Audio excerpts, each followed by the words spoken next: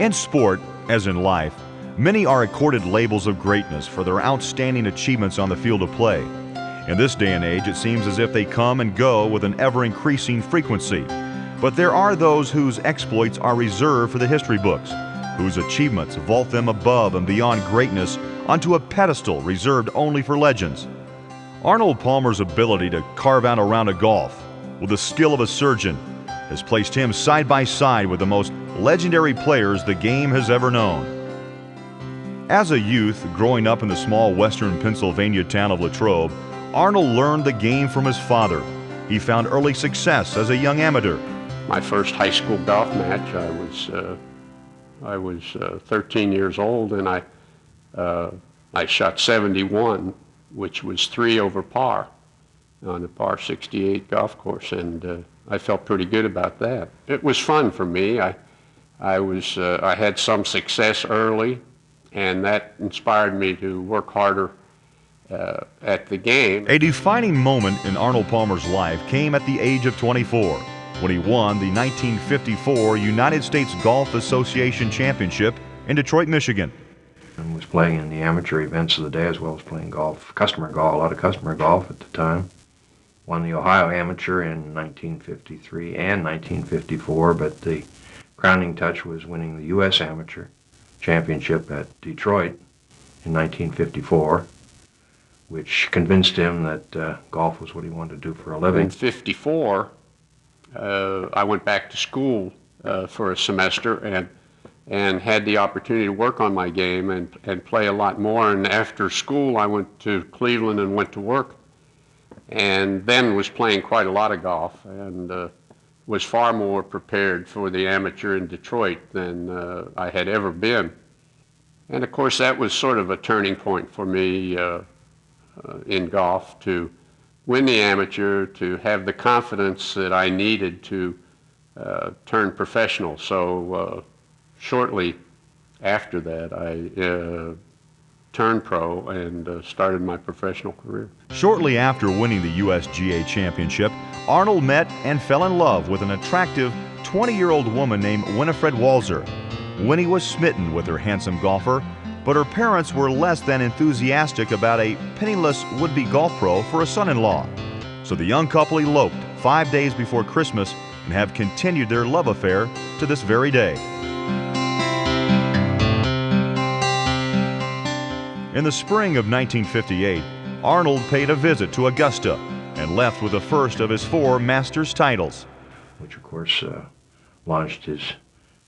really launched the career, and I repeated again in 1960, and by that time Arnie's Army had come into being. Probably the 1958 Masters was the memorable event for me, for us, perhaps. I can't speak for the rest of them, my sisters.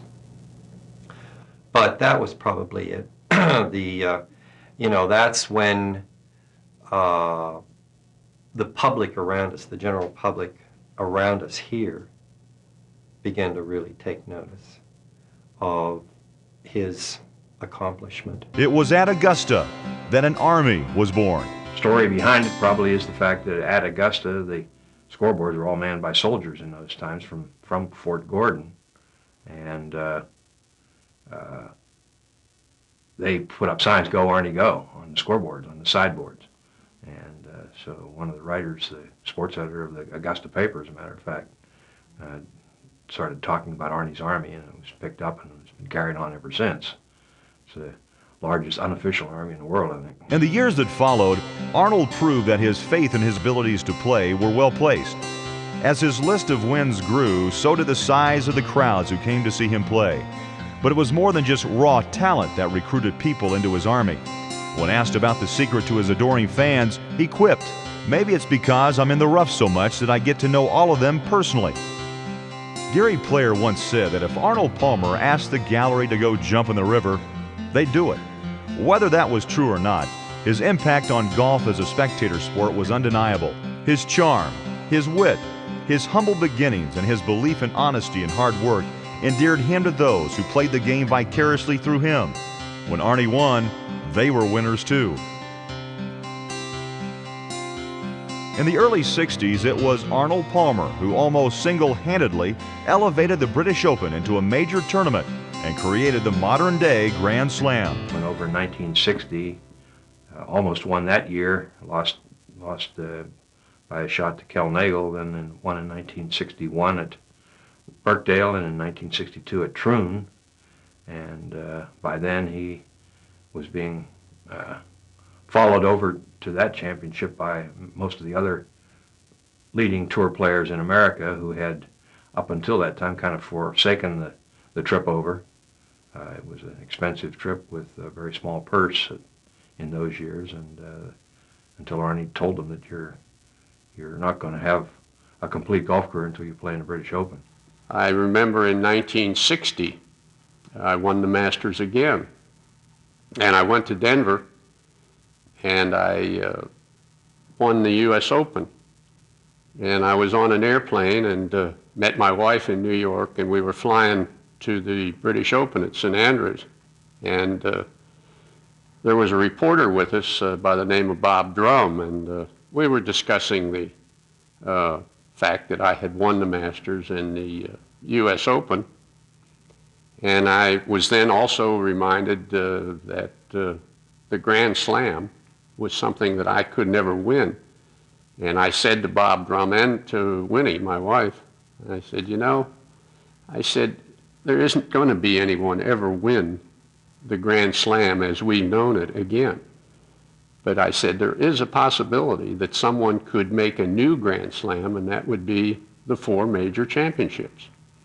And that would be the U.S. Amateur, or the Masters, the Open, the British Open, and the PGA.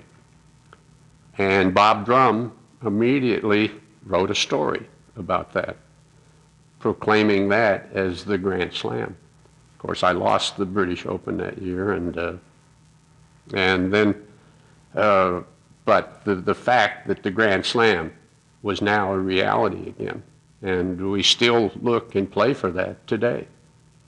And that's really how it happened. And that's In a professional career filled with championships and titles, perhaps that first taste of victory is always the sweetest.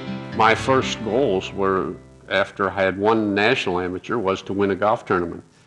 And I was a short-tempered guy. I had, like a lot of young people, my temper maybe cost me a better start than I had the first year. As we made that northwest swing and back to Toronto, Canada, in August of 1955, where I was playing very well, and thought that I was disappointed that I hadn't won a golf tournament up to that point, and was very fortunate to have everything come together in the Canadian Open, and I won that. And as I have lived through my professional career, have found that winning that golf tournament, and particularly that one, the Canadian Open, has meant a great deal to me through the years. And you say, well, majors, the Masters, the U.S. Open, the PGA, the British Open are important.